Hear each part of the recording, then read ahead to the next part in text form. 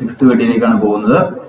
നമ്മുടെ ഈ ഒരു സീരീസിലെ 6ാമത്തെ വീഡിയോ ആണ്. അപ്പൊ നിങ്ങൾക്ക് ഇതിന്റെ മെറ്റീരിയൽസ് വേണമെങ്കിൽ നിങ്ങൾ താഴെ പറയുന്ന വാട്സ്ആപ്പ് നമ്പറിൽ കോൺടാക്ട് ചെയ്യുക. ഡിസ്ക്രിപ്ഷനിൽ വാട്സ്ആപ്പ് നമ്പർ ഉണ്ട്. Respiratory diseases, gastro anatomy questions, 6th video. ചില പോയിന്റ്സ് പറഞ്ഞിട്ട് ക്വസ്റ്റ്യൻസ് കൂടെ ഡിസ്കസ് ചെയ്യുന്നുണ്ട്. പൾമണറി എംബോളിസം, റെസ്പിറേറ്ററി ഡിസീസിന്റെ കുറെ ക്വസ്റ്റ്യൻസ് നമ്മൾ ഡിസ്കസ് ചെയ്തുകൊണ്ട് ഓരോ ഡിസീസിനെ കുറിച്ച് പോയിന്റ്സ് വെച്ചാണ് പറയുന്നത്. Pulmonary embolism, thrombus forms and detaches, travels to right side of the heart and lodges in a pulmonary artery. Assessment findings include blood tinged sputum, chest pain, cough, crackles and wheezes on auscultation, cyanosis, distended neck veins, dyspnea, tachypnea, tachycardia. അപ്പൊ സാധാരണ ഒരു thrombus formation അത് ഒരു blood clot ആയിരിക്കും. അത് travel ചെയ്ത്, അതായത് blood വെസൽസിലൂടെ travel ചെയ്ത് നമ്മുടെ പൾമണറി ആർട്ടറിയിൽ വന്ന് ബ്ലോക്ക് ആവും. That may be after surgery, അല്ലെങ്കിൽ എന്തെങ്കിലും CVA പോലെയുള്ള ബ്ലഡ് ക്ലോട്ടുകൾ അത് ഡിസ്ലോഡ്ജ് ആയിട്ട് വന്നിട്ട് പൾമണറി ആർട്ടറി വന്ന് ബ്ലോക്ക് ആവുന്നതാണ് പൾമണറി എംബോളിസം. അപ്പൊ അതിന് റിസ്ക് ഗ്രൂപ്പ് ഉണ്ട്. Risk group of patients with DVT, deep vein thrombosis, കാലിൽ ഉണ്ടാകുന്ന ഡീപ്പ് വെയിൻ ത്രോംബോസിസ് അവിടുന്ന് ഡിസ്ലോഡ്ജ് ആയിട്ട് ബ്ലഡ് വെസൽസിലൂടെ ഒഴുകി വന്നിട്ടാണ് ഇത് തങ്ങുന്നത്. പ്രൊലോങ്ഡ് ഇമ്മൊബിലൈസേഷൻ, കുറെ നാളുകൾ ബെഡ് റിട്ടൺ ആയിട്ടുള്ള പേഷ്യൻസ്, സർജറി, ആഫ്റ്റർ സർജറി, മിക്കവാറും ഇപ്പൊ ഇൻട്രാക്രാനിയൽ സർജറി, ഹാർട്ട് സർജറി കഴിഞ്ഞവർക്ക് ഇങ്ങനെ ഉണ്ടാകാനുള്ള ചാൻസ് ഉണ്ട്.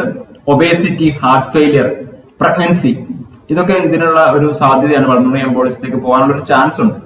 Complication of fracture in long bone, like femur fracture ഒക്കെ ഉണ്ടാകുമ്പോൾ ഫാറ്റ് എംബോളിസം ഉണ്ടാകും. ഫാറ്റ് എംബോളിസം, ആ എംബോളി അവിടുന്ന് ഒഴുകി വന്നിട്ട് പൾമണറി ആർട്ടറി വന്നിട്ട് അവിടെ ബ്ലോക്ക് ആയിട്ട് പൾമണറി എംബോളിസം ഉണ്ടാകും. സോ ഇവിടെ ഒരു ക്വസ്റ്റ്യനോട് കിട്ടി, complication of fracture in long bones is fat emboli. Fat എംബോളിയാണ്. Next one, histoplasmosis. എന്താണ് ഹിസ്റ്റോപ്ലാസ്മോസിസ്? പൾമോണറി ഫംഗൽ ഇൻഫെക്ഷൻ ആണ്. പൾമോണറി ഫംഗൽ ഇൻഫെക്ഷൻ ആണ് histoplasmosis, caused by spores of histoplasma capsulatum. Histoplasma capsulatum എന്നിട്ടുള്ള ഒരു പൾമണറി ഫംഗൽ ഇൻഫെക്ഷൻ ആണ്. Histoplasma capsulated ആയിട്ട് bacteria, ഫംഗസിന്റെ പേര് ഹിസ്റ്റോപ്ലാസ്മ ക്യാപ്സുലേറ്റഡ് ആണ് ഫംഗസിന്റെ പേര്. Transmission occurs, inhalation of spores found in soil. അതായത് മണ്ണിലൊക്കെ കാണുന്ന ഒരു ഫംഗൽ ഇൻഫെക്ഷൻ ആണ് ഹിസ്റ്റോപ്ലാസ്മ ക്യാപ്സുലേറ്റ് എന്നുള്ളത്. ഇൻഹലേഷൻ വഴി നമ്മുടെ ലങ്സിലേക്ക് എത്തുന്നു. Can diagnose usually positive skin test of histoplasmosis. Diagnose ചെയ്യുന്നത് സ്കിൻ ടെസ്റ്റ് വഴിയാണ്. Next, sarcoidosis. Sarcoidosis, a disease characterized by the growth of tiny collections of inflammatory cells, granulomas in any part of your body. Disease characterized by growth of tiny collections of inflammatory cells, that means granulomas, any part of your body. Most commonly the lungs and the lymph nodes. Lungs and lymph nodes ആണ് സാധാരണ കാണാറുള്ളത്. Also affect the eyes, skin, heart and other organs. Eyes, skin, heart, മറ്റുള്ള ഓർഗൻസിലും ഇത് ബാധിക്കാറുണ്ട്. സാധാരണ ലങ്സിലും lymph നോഡിലുമാണ് sarcoidosis വരുന്നത്. Shortness of breath, wheezing, rashes over body, cough, swollen lymph nodes, ഇതൊക്കെ കാണാറുണ്ട്. Sarcoidosis often goes away on its own, തന്നെ പോകുന്ന ഒരു അസുഖമാണ്. സാധാരണ ട്രീറ്റ്മെന്റ് ഒന്നും ആവശ്യമില്ല. സ്റ്റിറോയിഡ്സ്, പ്രെഡ്നിസലോൺ ചിലപ്പോൾ നമ്മൾ യൂസ് ചെയ്യാറുണ്ട്. അതൊരു സീരിയസ് ആയി കഴിഞ്ഞാൽ, അതായത് വീസിംഗ് ഒക്കെ കൂടി കഴിഞ്ഞാൽ പ്രെഡ്നിസലോൺ യൂസ് ചെയ്യാറുണ്ട്. ബേർഡ് ഫ്ലൂ, ബേർഡ് ഫ്ലൂവിന്റെ മറ്റൊരു പേരാണ് H5N1. Bird flu also called H5N1 അല്ലെങ്കിൽ എവിയൻ ഇൻഫ്ലുവൻസ എന്ന് പറയും. Avian influenza affects birds usually. ബേർഡ്സിനും അനിമൽസിലും ഒക്കെയാണ് സാധാരണ ഇത് കാണുന്നത്. പ്രിക്കോഷൻസ് ചെയ്യാനുള്ള measures to avoid touching. Wild അനിമൽസിനെയും വൈൽഡ് ബേർഡ്സിനെയും ഒന്നും മൃഗശാലയിലൊക്കെ ജോലി ചെയ്യുന്നവരൊന്നും ടച്ച് ചെയ്യാതെ നോക്കണം. ഇനി അഥവാ ടച്ച് ചെയ്താലും പ്രോപ്പർ ഹാൻഡ് വാഷിംഗ് ചെയ്ത് നമുക്ക് ബേർഡ് ഫ്ലൂ തടയാൻ സാധിക്കും. കാരണം നമ്മൾ ആ ഒരു അവരുടെ സലൈവയിലും അവരുടെ ബോഡി ഫ്ലൂയിഡിലും ഒക്കെ ടച്ച് ചെയ്തിട്ട് നമ്മുടെ ബോഡി ഫ്ലൂയിഡിലേക്ക് കോണ്ടാക്ട് വരുമ്പോഴാണ് ഈ ഒരു അസുഖം പകരുന്നത്. സ്വൈൻ ഫ്ലൂ അഥവാ H1N1 influenza. Swine flu or H1N1 influenza. Chills, fever, coughing, sore throat ഇതെല്ലാം H1N1. ജസ്റ്റ് നിങ്ങൾക്ക് അറിയാൻ വേണ്ടി ഒന്ന് പറഞ്ഞാണ്. H1N1 എന്ന് പറഞ്ഞാൽ സ്വൈൻ ഫ്ലൂ ആണ്. ഇനി അടുത്തത് legionnaires disease. Legionnaires disease, that is acute bacterial infection caused by legionella pneumophila. Legionella pneumophila എന്നുള്ള ഒരു ബാക്ടീരിയയാണ് ലെഗ്യണേഴ്സ് ഡിസീസ് ഉണ്ടാക്കുന്നത്.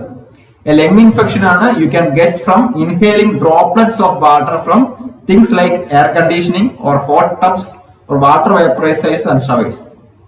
അപ്പൊ അത്രയും ബാക്ടീരിയൽ ആ ഒരു ഇൻഹേലിംഗ് ഡ്രോപ്ലെറ്റ്സ് വളരെ റയർ ആയിട്ട് കാണുന്ന അസുഖമാണെങ്കിൽ ഇത് സാധാരണ വരാറുണ്ട് ലെഗിനേസ് ഡിസീസ്. എയർ കണ്ടീഷനിങ് സാധാരണ ഒരു പ്രോപ്പർ സാനിറ്ററി മെഷേഴ്സ് ഇല്ലെങ്കിൽ അവിടുന്ന് ഡ്രോപ്ലെറ്റ്സ് വഴി നമ്മുടെ ലങ്സിലേക്ക് പകരുന്ന അസുഖമാണ് ലെഗിനേഴ്സ് ഡിസീസ്. ഇത് പേഴ്സൺ ടു പേഴ്സൺ കോണ്ടാക്റ്റിൽ ഒരിക്കലും അഫക്ട് ചെയ്യാറില്ല. No person to person contact. അപ്പൊ ലെഗിനേഴ്സ് ഡിസീസ് ഒരിക്കലും പേഴ്സൺ ടു പേഴ്സൺ കോണ്ടാക്ട് അല്ല. ഡ്രോപ്ലെറ്റ് പകരുന്ന എവിടുന്നാണ്? എയർ കണ്ടീഷൻ, വേപ്പറൈസേഴ്സ്, ഷവേഴ്സ് എന്നൊക്കെയാണ് പകരുന്നത്. Next one pleural effusion, collection of fluid in the pleural space. Pleural സ്പേസിലുള്ള ഫ്ലൂയിഡ് കളക്ഷൻ ആണ് also called pleural cavity.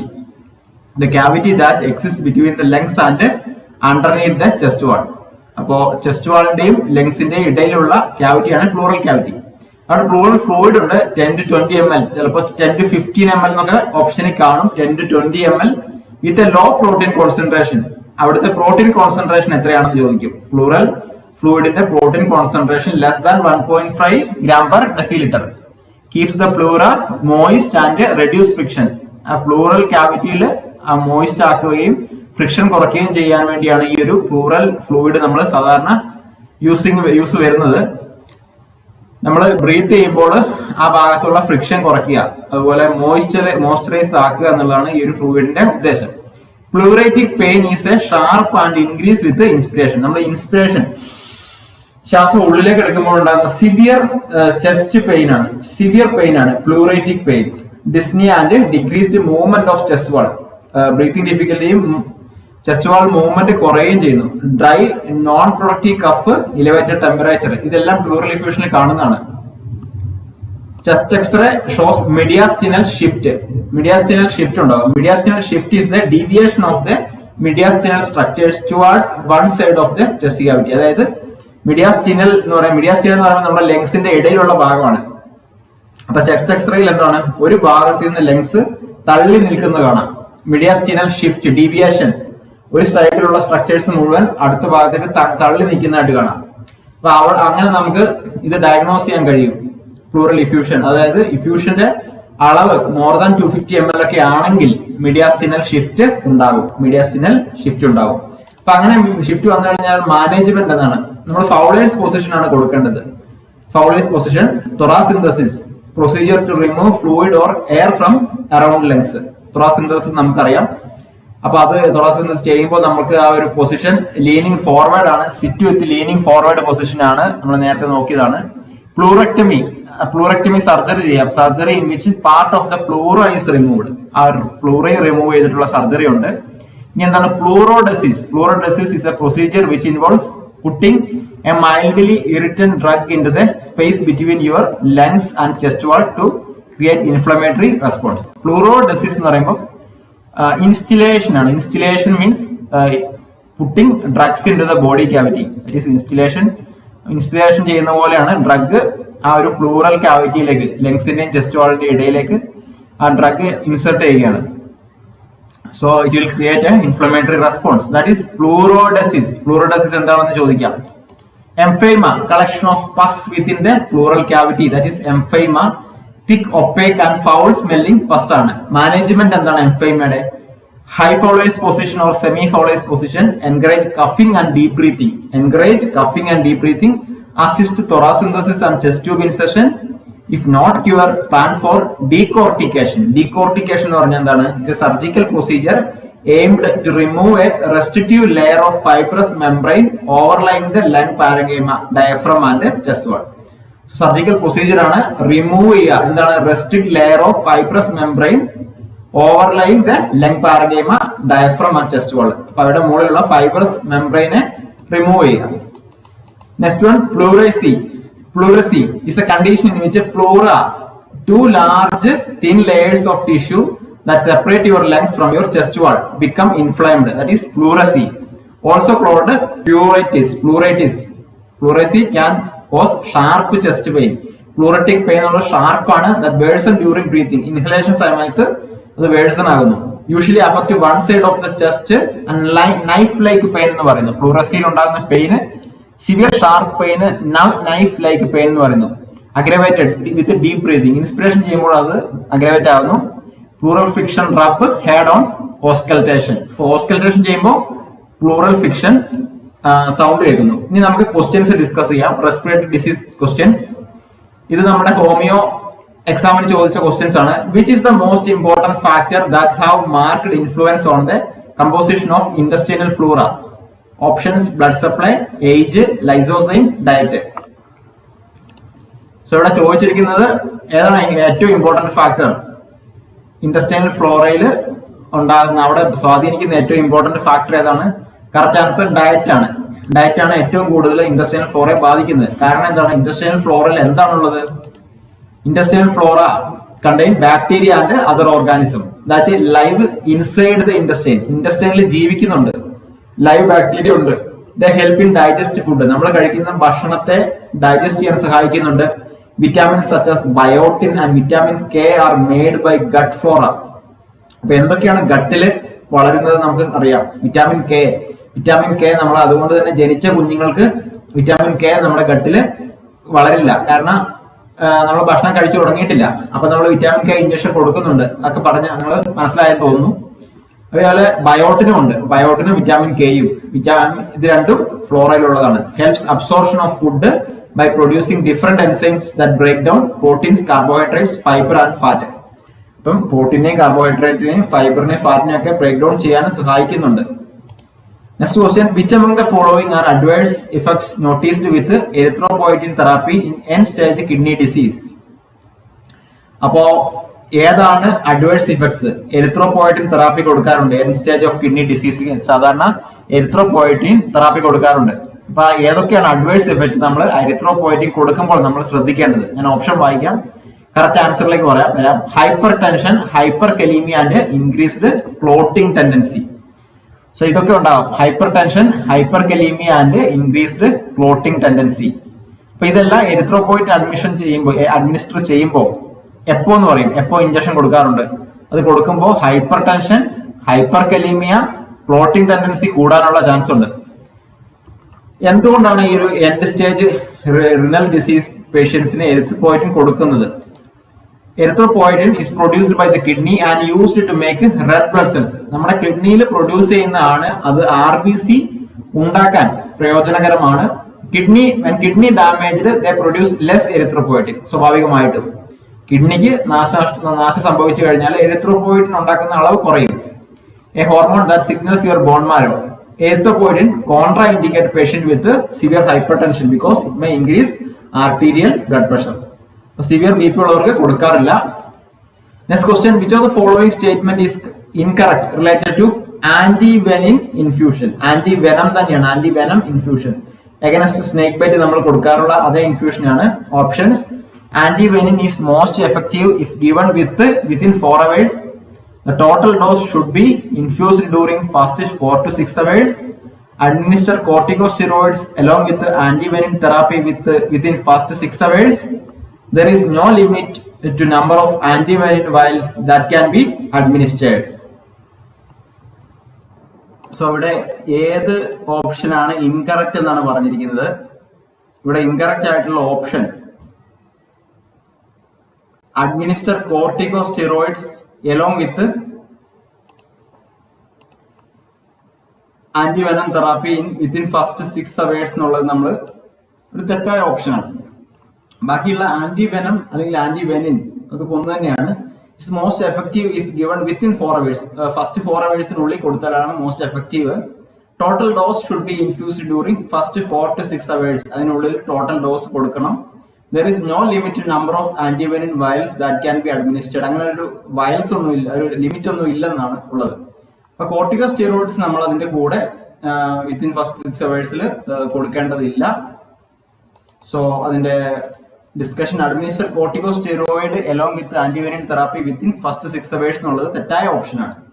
Given usually intravenous infusion ആയിട്ട് 30 to 60 minutes ഇത് കൊടുക്കാറുള്ളത്.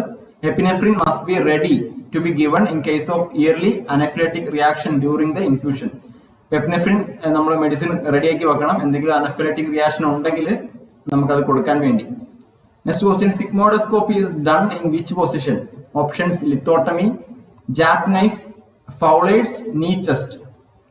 സിഗ്മോഡോസ്കോപ്പി ഏത് പൊസിഷനാണ് നമ്മൾ കൊടുക്കാറുള്ളതെന്ന് ചോദിക്കുന്നത്. നമ്മുടെ ലോവർ ബവലിലൊക്കെ എന്തെങ്കിലും പ്രശ്നമുണ്ടോ എന്ന് നമുക്ക് അറിയാൻ വേണ്ടി സിഗ്മോഡോസ്കോപ്പി ചെയ്യാറുണ്ട്. Visualisation of the sigmoid colon. So correct answer knee chest പൊസിഷനാണ്. നീ ചെസ്റ്റ് പൊസിഷനാണ് നമ്മളിവിടെ കൊടുക്കാറുള്ളത്. Knee chest position.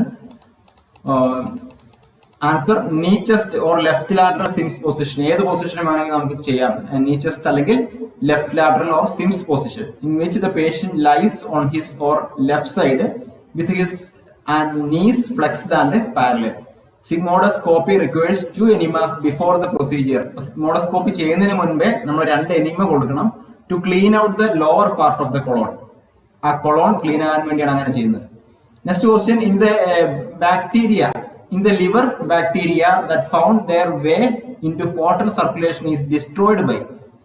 Options cilia, hydrochloric acid, leukocytosis, Kupffer cells.